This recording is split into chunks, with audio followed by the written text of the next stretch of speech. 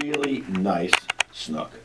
Now, you're not supposed to be keeping these things, and unless you're from Oklahoma. Well, yeah, actually, unfortunately, there's a couple of people that are poaching up that way because we hear them talking about, oh yeah, I had that for dinner the other night, that kind of thing, and it's kind of a shame to see people doing that kind of thing. But a lot of them don't know. Well, these are people that know. Okay. I mean, these are people that they specifically go out because they are very, very, very good, tasty fish. I think it's the best whitefish. Well, cobia is actually a lot better. Now, they haven't been doing any of that right now lately, but those of you guys fishing up on the river right now, starting upriver where we're at, people doing some real good catfish up that way. The sail cats, these are the gaff topsail catfish with good white meat on those things there, filleting them out and then peeling the skin back.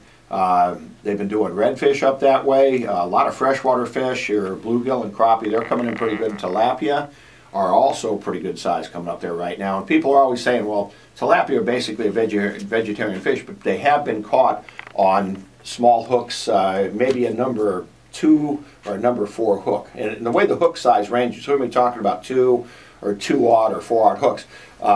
The 0 hook is basically the neutral, and as you go to a 1 or a 2 or a 4 hook, if it's not preceded by the 0, then it's a smaller hook. When you go to the 2-0 or 4-0 hooks, these are the larger hooks. When you get up into the 12-aught hooks, these are you're talking shark rigs, stuff like that. Okay, so larger hooks like that. But when you're fishing in this area on the river, it's a good idea if you're fishing for fish like that to fish slack tides. Now in our area we have a reversing current. Wait a minute. Slack tide, explain that. Okay, this is where the water is not moving in or out. It's in between the 2 tides. And most of the time it doesn't make that much of a difference up there, but if you're really serious about it, pick the tide when it's slack. Our tide up by the Navigator is about a 45-minute later time than the 41 bridges.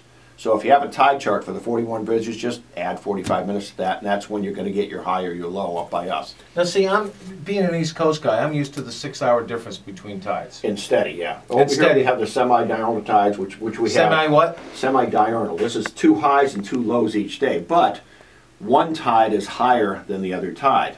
And if you look at the charts, if you look at some of the graphs of the charts, on some of the charts you're only going to see 2 highs and 1 low. That's because the other one is maybe just after midnight or just before the time change in the morning.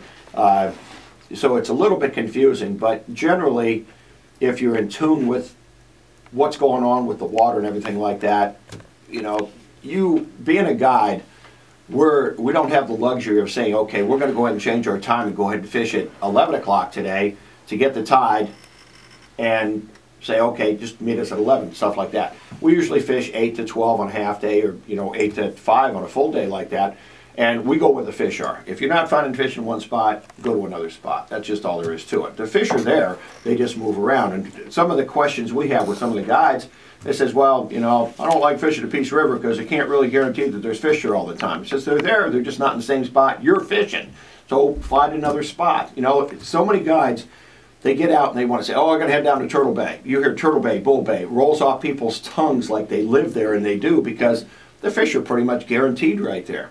All right, if you get out on the flats, and right now they've been doing really, really good with big trout. They're called gator trout, the sea trout. And these things are really hitting.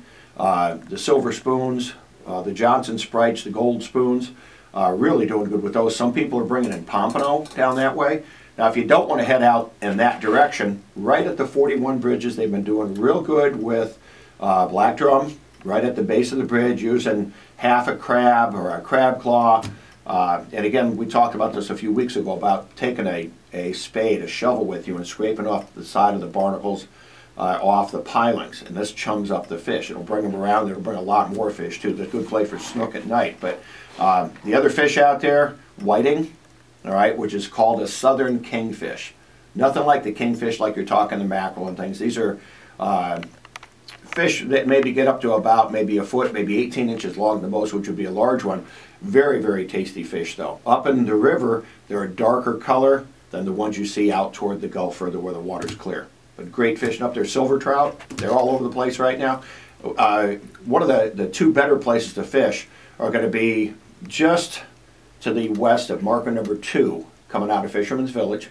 And the other place to fish are either marker number 2 or marker number 1 out on the Peace River as you're heading down toward the mouth of the Peace River. No, I'm looking at the river, and it appears to be abnormally high, the water level. Well, you got your moon tides is what that is. Okay. It has nothing to do with the rain or anything like that, you know, and this is also why there's a lot of birds coming in nesting right now, because of these tides bringing more of the fish that they feed on up into our area. Isn't it early though for them to start Very nesting? early, yeah, it is. Actually, well, yeah, I'm not going to say very early. I mean, we've had seasons like this before where the birds have come in and started nesting early, and but this is earlier than I can remember any of them nesting. Spoonbill up there, we got a real good flock of spoonbill up there with the big pink birds. Everybody thinks they're flamingos, but they're not. You know, roseate spoonbills, or roseate, however you want to call it. Right. 7:41 right now. Baltimore beating San